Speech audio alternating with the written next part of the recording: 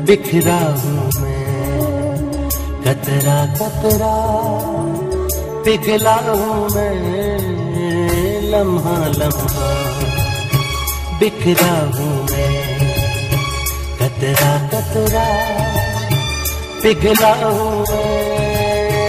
रिश्तों की टूटी कड़ियाँ, खुशियों की ढूंढूं घड़ियाँ, ऐसे उजड़ा है मेरा आशियाँ। मैं तो जीता हूँ रोज मरता हूँ, मैं तो सांस भी लेने से अब डरता हूँ। मैं तो जीता हूँ रोज मरता हूँ, मैं तो सांस भी लेने से अब डरता हूँ।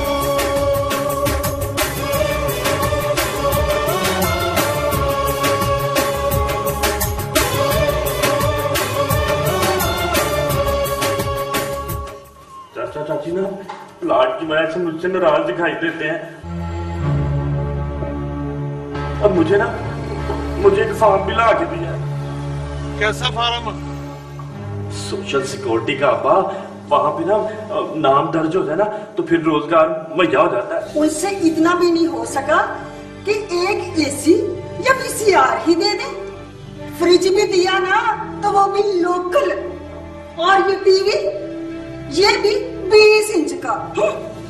तो ये सब चीजें उनके मुंह पे दे मारनी थी। तो लड़की है क्यों ना उनके मुंह पे दे मारूं? इंस्पेक्टर साहब, मैं भी चाहता हूँ अब तक आपकी जो कोशिशें हुई हैं उसका कोई खास नतीजा नहीं निकला। हमारे पास कोई जादू का चिराग नहीं है शेख साहब। जब तक कोई क्लू ना मिले इतने बड़े शहर में प्रोफेसर साहब का कैसे पता चल सकता है? Good morning sir. खाइए खाइए सर। आपका जिंदा रहना आपके बीवी बच्चों और मेरे लिए बहुत जरूरी है सर। काश मैं ये दिन देखने के लिए जिंदा। मुझे तो लगता है इसमें साजिद की मर्जी भी शामिल है। पता नहीं अम्मी, कह रहा था कि तुम अम्मी की बातों का बुरा ना मानना। एक कान से सुनना और दूसरे कान से निकाल देना। घर से निकाला है ना मैंने, रिश्ता तो नहीं तोड़ा उससे। वो यहाँ रहे या किसी घर में भी है तो मेरी बीवी। मेहरबानी करके आप लोग चले जाइए यहाँ से। लेकिन हमारा चाची रेशम से मिलना बहुत जरूरी है। कोई चाची वाची नहीं लगती तुम्हारी वो। उसकी आंखें उसकी जुबान से ज्यादा कलाम करती थी, और जब किसी अनजाने दुख में उसकी आंखें डबडबा जाती तो यूं लगता जैसे सैलाब आ गया है जिसमें सब डूब जाएंगे। बस अमन, 2-4 दिन की तो बात है। बस बस, ये मुंह शोर अमीर लोगों के चोंचले हैं। हमने तो बड़े शेख साहब समझकर रिश्ता जोड़ा था, लेकिन हम तो रहे वही के वही। मैं अपनी बेटी का गला दबा दूंगी, मगर तुम जैसे लफंगे के साथ बिल्कुल नहीं भेजूंगी। आंटी जी, वो तो मैं अदालत से भी वापस ले लूंगा, लेकिन तब तक आपके शौहर जो हैं वो ऊपर जा चुके होंगे। नहीं नहीं नहीं, उन्हें कुछ नहीं होना चाहिए। मुझे पता है आंटी जी, इतनी रकम बैंक में तो होगी ना?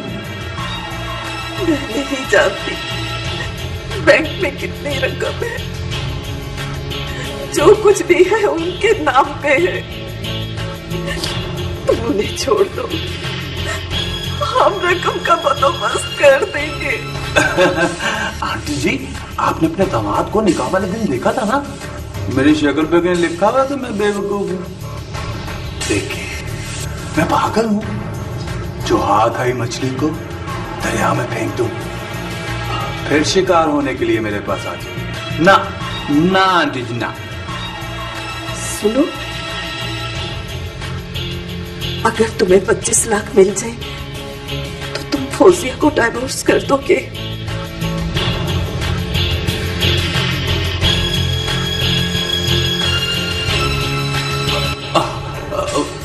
आंटी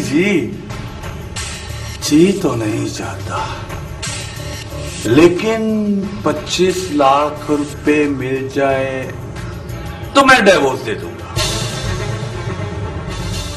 आपकी सारी मुसीबतें खत्म हो जाएंगी। प्रॉमिस? पक्का पक्का वादा हुआ आंटी जी। फासिया या 25 लाख, लेकिन आंटी जी पहले रकम, फिर तलाक और प्रोफेसर साहब की रिहाई। कुछ वक्त लगेगा बेटा, हो सकता है मुझे मकान बेचना पड़े या गिरवी रखना पड़े। क्या बेचना है और क्या नहीं, ये तो आप जानती हैं।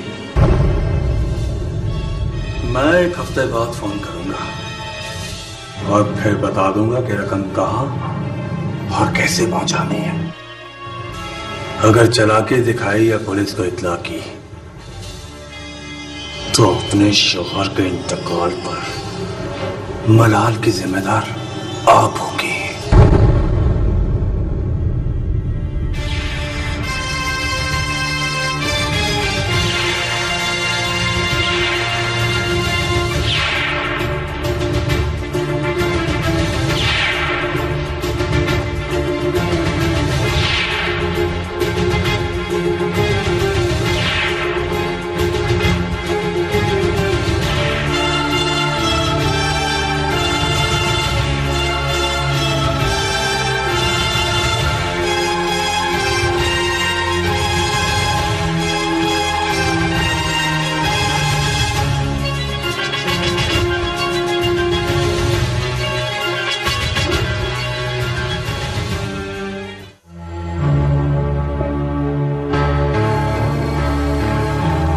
समझ क्यों नहीं रही हो बेटा? मम्मी, अंकल के हम पे पहले ही बहुत एहसान आता है। वकील की फीस, मुकदमे का खर्चा सब वही दे रहे। मैं नहीं चाहती कि उन पे और बोझ डाला जाए। हम उनसे कर्ज लेंगे, जब तुम्हारे अब्बू आएंगे हम वापस कर देंगे। आप अपना मकान बेच दीजिए, आपके नाम पर भी है, और हम अंकल को तब तक नहीं बताएंगे जब तक पैसों का इंतजाम नहीं हो जाता। मगर फौजिया बेटा, मकान इतनी जल्दी कैसे बिकेगा? और वैसे भी मकान बेचने के लिए उनके और वकील साहब के मशवरे और मदद की जरूरत होगी। मगर आंटी, अगर उन्हें बताएंगे तो वो रकम का इंतजाम खुद करके दे देंगे, और मैं नहीं चाहती कि उन्हें मज़ीद तकलीफ। 4-5 लाख की बात होती तो मैं अपने जेवरात बेच देती, मगर मेरा मशवरा तो यही है कि रूही के अब्बा को बताना जरूरी है। आंटी, आप जो मशवरा दे रही हैं उस पे आपने खुद अमल क्यों नहीं किया? उन्हें बताए बगैर एसी और वीसीआर खरीद कर दे दिए फजीलत को, जबकि आप तो उनकी बीवी थी और फजीलत बेटी। फौजिया, तुम ठीक कह रही हो, मगर तुम्हारी बात हो रही है। अम्मी, आप मामू से बात कीजिए। नतीजा जानती हो? हाँ, मुझे जफरी से शादी करना पड़ेगी ना? कर लूंगी। अम्मी, आप मकान बेच सकती हैं तो बेच दें, वरना मैं बिकने के लिए तैयार हूं। अब्बू के लिए मैं अपनी जान भी दे सकती हूँ। ये तो वही बात हुई, आसमान से गिरा और खजूर में अटका। ये उस बदमाश से तो बेहतर होगा ना अम्मी? प्रॉपर्टी डीलर से बात करनी होगी। मैं साजिद को बुला लेती हूँ, वो सब कुछ कर लेगा। ठीक है, मैं खुद ही जाती हूँ। अच्छा है, फजीलत से भी मेरी मुलाकात हो जाएगी। अच्छा,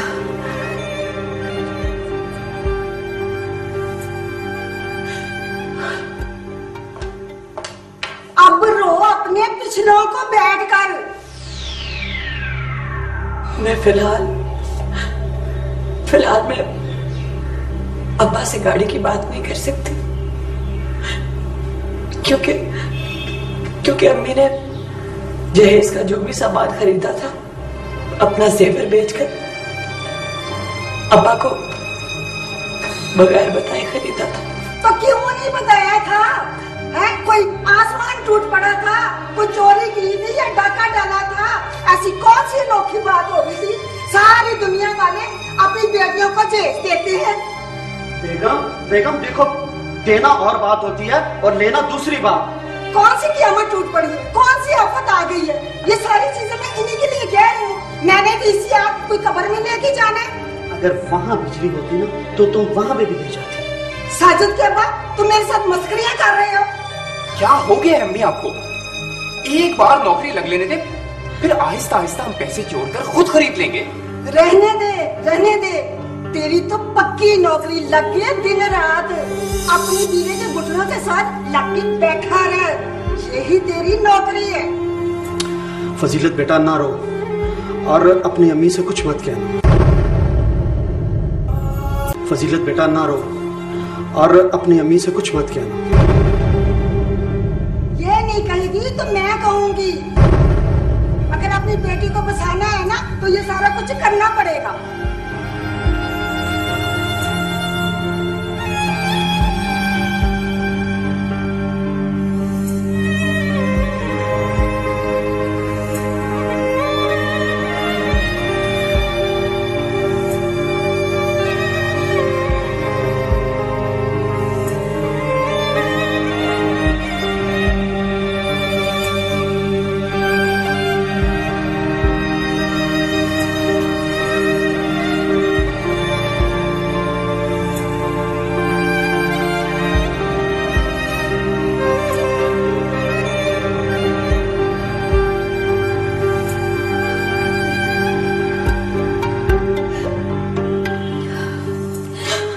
कुछ कहने की जरूरत नहीं है बहन, मैंने सब सुन लिया है। सुन लिया तो सुनो, बल्कि 100 बार सुनो। मेरे घर में कनसुनिया लेने के लिए आई हो? हैं? जरा तमीज से बात करो। मेरी हैसियत होती तो मैं कार भी जरूर ले लेती। आंटी, आप अम्मी की बातों को बुरा मत मनाएं। हाँ हाँ हाँ, मेरा तो दिमाग खराब है ना। इसमें कोई शक भी नहीं है बेगम।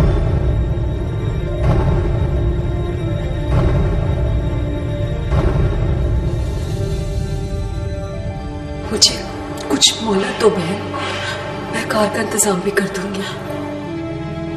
हाँ हाँ, इतने बड़े शेख अब्दुल करीम की बेगम है, इनके सामने भला कार की क्या हैसियत है? ना बहन, तुम इसको कार ले दोगी तो इसका अगला मुतालबा हेलीकॉप्टर होगा और फिर उसके बाद ये चांद पे जाने के लिए रॉकेट मांगेगी।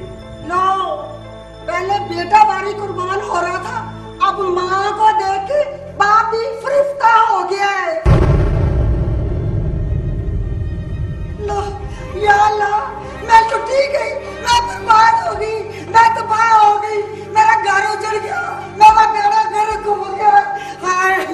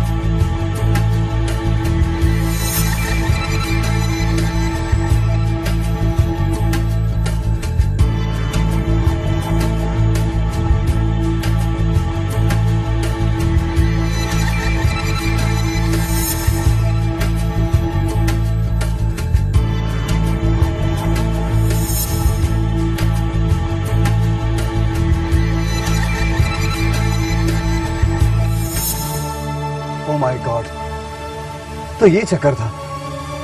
तुमने मुझे पहले क्यों नहीं बताया?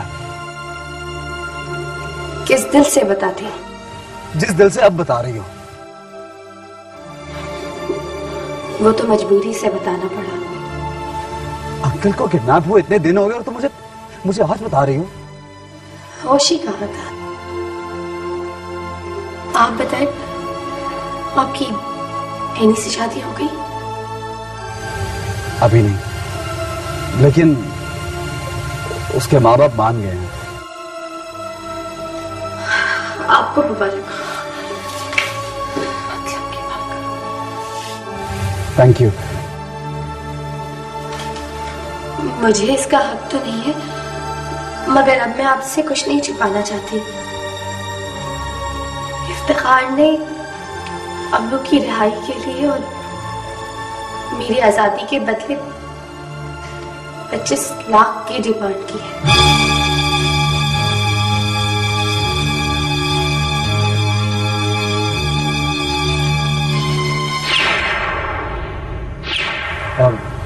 तुम फोन बंद करो, मैं तुम्हें कॉल बैक करता हूँ।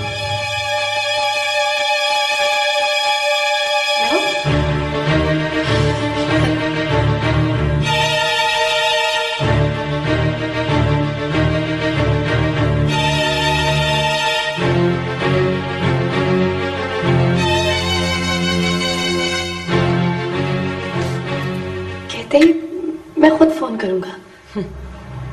आखिर बंद कर ही दिया ना उसने फोन, तुम्हारी पूरी बात भी नहीं सुनी। अब नहीं आएगा फोन। यकीन नहीं आता।